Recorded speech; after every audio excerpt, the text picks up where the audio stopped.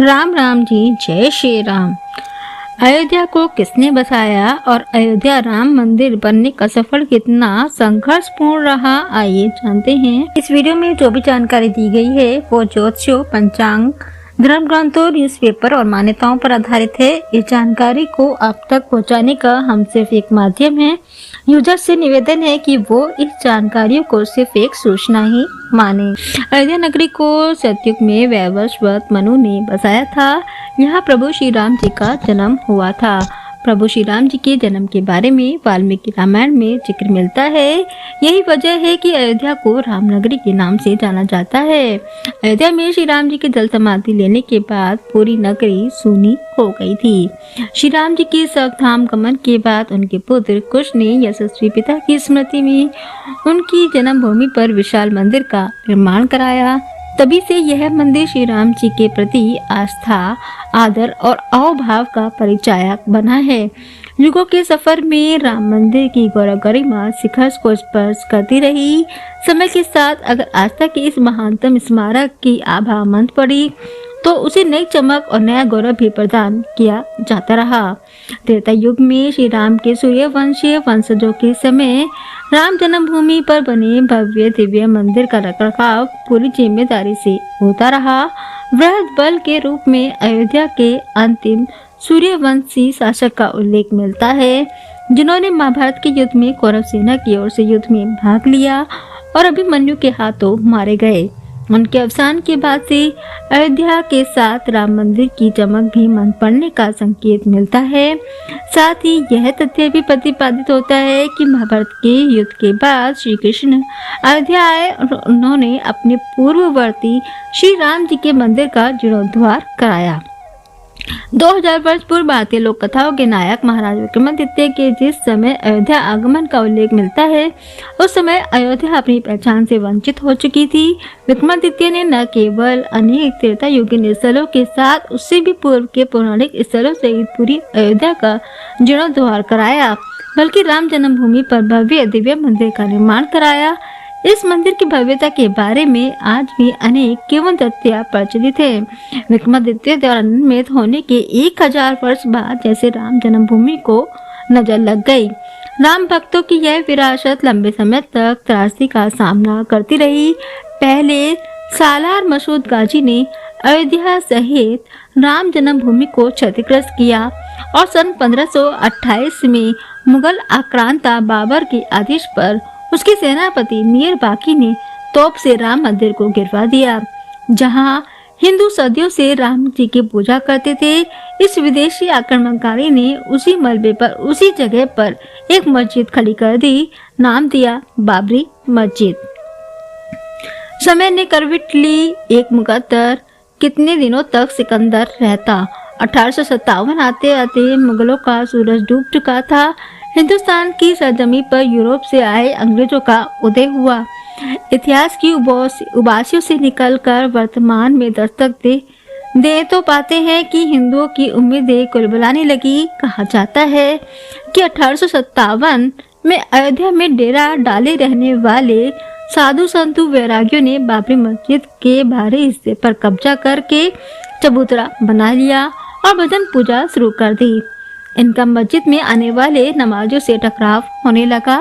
बाबरी मस्जिद के एक कर्मचारी मौलवी मोहम्मद असगर ने 30 नवंबर 1858 को लिखित शिकायत की कि हिंदू वैरागियों ने मस्जिद से सटाकर एक चबूतरा बना लिया है और मस्जिद की दीवारों पर राम राम लिख दिया है। 1859 में अंग्रेजों ने एक उपाय निकाला। उन्होंने झगड़े वाली जगह को 2 हिस्सों में बांटा। मुसलमानों को मस्जिद के अंदर का हिस्सा दिया, वहीं हिंदुओं को बाहर चबूतरे के पास पूजा करने की इजाजत मिली। लेकिन ये इंतजाम ज्यादा दिन चला नहीं। 1885 में निर्मोही अखाड़े के महंत रघुवर दास ने रामलला का पहला मुकदमा अंग्रेजी साहब की कचहरी में दाखिल किया। अपनी अर्जी में उन्होंने 17 बाय 21 फीट लंबे चौड़े चबूतरे को जन्म स्थान बताया और वहीं पर मंदिर बनाने की अनुमति मांगी। उन्होंने दलील दी कि मंदिर जरूरी है ताकि पुजारी और भगवान दोनों धूप, सर्दी और बारिश से बच सके। लेकिन इस फरियाद पर कोई सुनवाई नहीं हुई। अंग्रेज तो पहले ही हिंदू मुसलमानों के बीच बैलेंस बनाकर अपना साम्राज्य मजबूत कर रहे थे। उन्हें कौन सा यहाँ इंसाफ करना था। आखिरकार 1947 में देश स्वतंत्र हो गया। इसी के साथ हिंदुओं के मन में राम लहर एक बार फिर से हिलोरे मारने लगी। अयोध्या के संत वैरागी आजाद देश में रामलला का मंदिर देखना चाहते थे। 23 दिसंबर 1949 की सुबह अयोध्या के आसपास ये कानाफूसी आम होने लगी। कुछ ही घंटों में यह बात जंगल की आग की तरफ फैल गई कि पिछली रात विवादित मस्जिद के ठीक नीचे रामलला प्रकट हुए हैं। मस्जिद के बाहर हजारों हिंदुओं की भीड़ जमा हो गई। आखिरकार ये था क्या? जितनी मुंह उतनी बातें। कहा जाता है कि 22-23 दिसंबर की दरमियानी रात अभय रामदास नाम के एक साधु और उनके कुछ साथियों ने मस्जिद की दीवार फांदकर भगवान राम, जानकी और लक्ष्मण की प्रतिमाएं मस्जिद के अंदर रख दी और यह बात फैला दी कि राम जी प्रकट होकर अपने जन्म स्थान पर विराजमान हुए हैं। किस्सा तो यह भी है कि अभय रामदास की इस योजना को फैजाबाद कलेक्टर के नायर का आशीर्वाद प्राप्त था। आखिर अगले दिन उन्होंने मूर्तियां क्यों नहीं हटवाई? वे तो अपने सीनियरों का गुस्सा भी झेल गए। बाद में नायर साहब ने इस मस्जिद को विवादित मानकर इस पर ताला लगवा दिया। बीजेपी नेता लालकृष्ण आडवाणी की रथ यात्रा से आप परिचित हैं, लेकिन क्या आप 1984 की रथ यात्रा भी जानते हैं? जी हाँ, 1984 में राम जन्मभूमि आंदोलन से जुड़े लोगों ने जनकपुर से एक रथ यात्रा निकाली। इस यात्रा में राम, जानकी की प्रतिमाओं को कैद में दिखाया गया। पहली बार अयोध्या की कहानी लोगों ने आंखों से देखी। इस लाचारी में देख हिंदू समुदाय में आक्रोश पनपा। इस यात्रा ने हिंदुओं के मन में 400 साल की दुश्वारी और लाचारी को ताजा कर दिया। अब तक विश्व हिंदू परिषद पूरी ताकत के साथ आंदोलन में शामिल हो चुकी थी। इंदिरा गांधी की हत्या के बाद राजीव गांधी प्रधानमंत्री बने। इधर हिंदुओं ने सरकार को अल्टीमेटम दिया कि अगर 1986 की शिवरात्रि तक मस्जिद का ताला न खोला गया तो वे इसे तोड़ देंगे। इसी वक्त कहानी में दो पांडे किरदारों की एंट्री होती है। एक थे उमेश चंद्र पांडे, दूसरे थे के.एम. पांडे। पहले वाले पांडे वकील थे और दूसरे वाले जज। कहने वाले कहते हैं कि राजीव गांधी और उनके रणनीतिकारों ने फैजाबाद कोर्ट में वकील उमेश चंद्र पांडे से अर्जी डलवाई। मांग ये थी कि ताला खोला जाए। जज को अर्जी में मेरिट नजर आई और उन्होंने मस्जिद का ताला खोलने की अनुमति दे दी। मस्जिद के अंदर 1949 में स्थापित रामलला विराजमान थे ही। 25 सितंबर 1990 को गुजरात के सोमनाथ से निकली यात्रा ने जनमानस को करंट दे दिया। आडवाणी ने यहाँ हाई वोल्टेज भाषण दिया और सौगंध राम की खाते हैं, मंदिर वहीं बनाएंगे का नारा लगाया। इस रथ के सारथी थे नरेंद्र भाई मोदी, जो कि आज हमारे पीएम हैं। हैरत की बात तो ये थी कि रथ का चालक सलीम मक्कानी नाम का एक मुस्लिम था। 30 अक्टूबर 1990 को अयोध्या में घमासान हुआ। कार सेवा की गई। विवादित गुंबदों पर झंडा लगा दिया। तोड़फोड़ हुई। अर्धसैनिक बलों को गोली चलानी पड़ी। गुंबद पर झंडा फहराते हुए 2 कार सेवक जान दे गए। 3 ने नींव खोदते हुए प्राण त्याग दिए। कार सेवक गर्जना कर रहे थे, रामलला हम आए हैं, मंदिर यहीं बनाएंगे। आखिरकार प्रशासन ने गोली चलवाई। गोलियां सरयू नदी के पुल पर मौजूद कार सेवकों पर भी चली। यहाँ 20 कार सेवक मारे गए। तफ्तीश इस आंकड़े को ज्यादा भी बताती है। अखबारों ने सुर्खियां लगाई, कार सेवकों की खून से लाल हुई सरयू। इस सिलसिले में कोठारी बंधुओं को कौन भूल सकता है। 2 नवंबर को दिगंबर अखाड़े से हनुमानगढ़ी की ओर जाते समय पुलिस ने फायरिंग की, जिसमें दोनों भाइयों को गोली लगी और दोनों ने ही मौके पर दम तोड़ दिया। इस घटना से मुलायम सिंह को हिंदुओं की तीखी आलोचना झेलनी पड़ी। उन्हें मुल्ला मुलायम कहा जाने लगा। अगले चुनाव में उनकी करारी हार हुई। बीजेपी के कल्याण सिंह यूपी के नए सीएम बने। 1991 के चुनाव के दौरान राजीव गांधी की हत्या हो गई। कांग्रेस की पीवी नरसिम्हा राव देश के प्रधानमंत्री बने।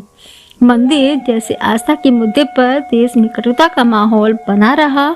दिसंबर 1992 में फिर से कार सेवा का ऐलान किया गया।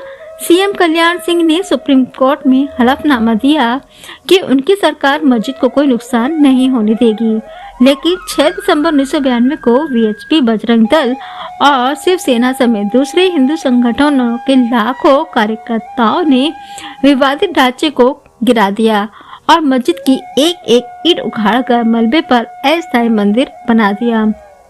इस दौरान लालकृष्ण आडवाणी, मुरली मनोहर जोशी आसपास ही मौजूद रहे। वहीं दूसरी ओर विनय कटियार, उमा भारती, साध्वी रितंबरा कारसेवक का जोश बढ़ा रही थी। यह मंजर भारत के सामाजिक राजनीतिक माहौल का अद्भुत दृश्य था, जहां शौर्य और श्रम एक साथ दिखे। कारसेवकों ने सबसे पहले विवादित ढांचे की बाहरी और भीतरी दीवारों गिराई। 2:45 बजे ढांचे का दाहिनी गुंबद जमीन पर गिरा। 1 घंटा और गुजरा तो बाया गुंबद भी धराशायी। शाम 4:40 पर पिछला गुंबद भी तोड़ दिया गया। कल्याण सिंह ने इस घटना के तुरंत बाद अपने पद से इस्तीफा दे दिया और कहा जाता है कि पीएन नरसिम्हा राव दिल्ली में इस दौरान पूजा पर बैठे हुए थे। वहीं कल्याण सिंह ने माना था कि उन्होंने ढांचे की सुरक्षा के लिए वादा तो किया था, लेकिन एक और निर्देश दिया था कि कारसेवकों पर गोली नहीं चलेगी। क्या बाबरी मस्जिद टूटने का उन्हें कोई अफसोस था? इसके जवाब में उन्होंने 2 टूक कहा था कि ढांचा नहीं बचा तो कोई गम नहीं इस बात का, और ढांचे के टूटने का ना मुझे कोई खेद है, ना ही पश्चाताप और ना ही प्रायश्चित, ना regret, no repentance, no sorry, no grief. इस कड़ी में अटल जी का भी एक चर्चित भाषण जानना चाहिए। बात ढांचे के गिरने से एक दिन पहले की है। 5 दिसंबर को लखनऊ में कारसेवकों को संबोधित करते हुए वाजपेयी ने अपने ही अंदाज में कहा था, वहाँ नुकीले पत्थर निकले हैं, उन पर तो कोई नहीं बैठ सकता, तो जमीन को समतल करना पड़ेगा, बैठने लायक करना पड़ेगा। करीब 500 वर्षों तक राम जन्मभूमि के सम्मान की प्रतिष्ठा के लिए सतत संघर्ष चलता रहा।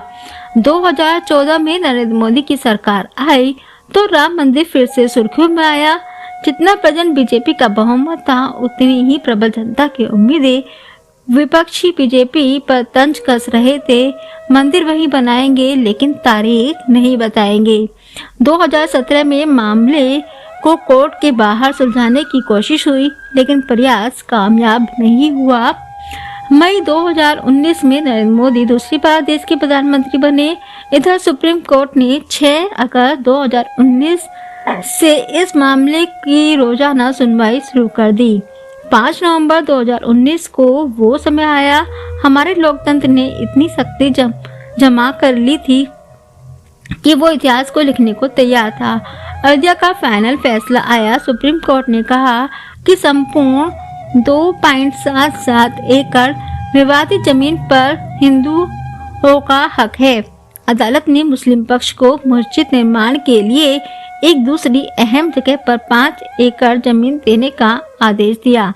5 अगस्त 2020 को वो पल आया जब प्रधानमंत्री नरेंद्र मोदी ने कोरोना की पाबंदियों के बीच राम मंदिर निर्माण के लिए भूमि पूजन किया और अब आज 22 जनवरी को भव्य राम मंदिर में रामलला की प्राण प्रतिष्ठा की गई और राम मंदिर सभी के सामने है।